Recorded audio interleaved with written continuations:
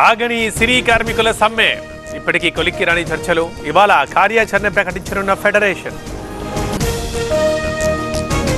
నోటీసులు ఇవ్వాల్సిన అవసరం ఏంటి? విశ్వప్రసాద్ క్షమాపణ చెప్పాలి. ఫిలిం ఫెడరేషన్ నేతల డిమాండ్. బూత్ల మార్పు వెనక కుట్ర ఉంది. ప్రతి కేంద్రంలో సీసీ కెమెరాలు ఏర్పాటు చేయాలి, లేదంటే సిఈసిని ఆశ్రయిస్తామన్న అవినాష్ రెడ్డి. లిక్కర్ కేసులో కీలక పరిణామం. హైకోర్టులో వెంకటేష్ నాయుడు భార్య పిటిషన్. స్వతంత్ర దర్యాప్తుకి ఆదేశించాలని విన్నపం. నేడు అల్లూరి జిల్లాకు సీఎం చంద్రబాబు. ఆదివాసీ దినోత్సవానికి హాజరు. లెగసపల్లి దగ్గర భారీ బహిరంగ సభ.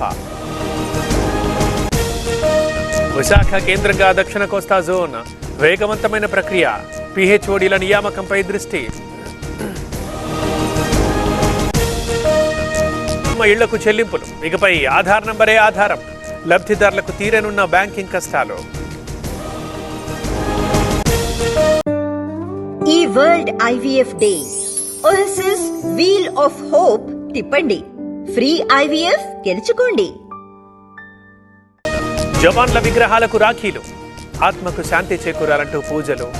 అల్లూరి జిల్లా ఎర్రబోరులో రక్షాబంధన్. రాఖీ శుభాకాంక్షలు తెలిపిన తెలుగు రాష్ట్రాల సీఎంలు. మహిళలకు పెద్దపీట వేశామన్న రేవంత్. ఆడబిడ్డల బాగుకు శ్రమిస్తామన్న చంద్రబాబు. మంచిర్యాల జిల్లాలో పోరు. కవ్వాల్ ప్రాంతంలో గిరిజనుల గుడిసెలు. ఫారెస్ట్ అధికారులతో గొడవ. చెరువైన వరంగల్ బస్టాండ్ ప్రాంతం. ప్రాంగణంలో భారీగా నిలిచిన వరద. పిల్లర్ల గుంతల్లో నిండిన నీళ్లు. హైదరాబాద్ని మళ్లీ ముంచెత్తిన వర్షం. పాతబస్తీ సహా పలు ప్రాంతాల్లో వాన. హిమాయత్ సాగర్ గేట్లు ఎత్తడంతో రహదారిపైకి వరద.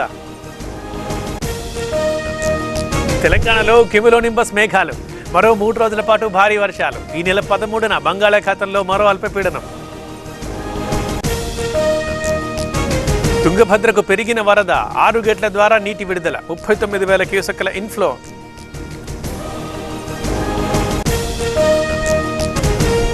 ధర్మస్థలలో మరో వారం తవ్వకాలు. 15 పాయింట్లే కాకుండా మిగతా చోట్ల శోధన. సిట్ కీలక నిర్ణయం. ఉపరాష్ట్రపతి ఎన్నికకు నేటి నుంచే నామినేషన్లు. ఈ నెల 21 వరకు దాఖలుకి గడువు. సెప్టెంబర్ 9న పోలింగ్, కౌంటింగ్. రష్యాలో అజిత్ దోవల్ ఉప ప్రధానితో కీలక భేటీ. సైనిక సాంకేతిక సహకారంపై చర్చ. కశ్మీర్ సమస్యను పరిష్కరించేందుకు వస్తే స్వాగతిస్తాం. అమెరికా అయినా ఏ దేశమైనా ఓకే. జమ్మూ కశ్మీర్పై పాకిస్తాన్ వ్యాఖ్యలు. ట్రంప్ పుతిన్ల మధ్య చర్చలు. ఈ నెల 15న అలస్కాలో భేటీ. టారిఫ్ల నేపథ్యంలో సమావేశానికి ప్రాధాన్యత. అమెరికా టారిఫ్లతో భారత్కు సమస్యే. వృద్ధి రేటు 6%కే పరిమితం కావచ్చు. Global credit rating agency Moody's అంచనా. ఏఐకి అమెరికా తర్వాత అతిపెద్ద మార్కెట్ భారత్. ఇండియాలో వినియోగం పెరుగుతోంది. శామ్ అల్ట్మన్ కీలక వ్యాఖ్యలు.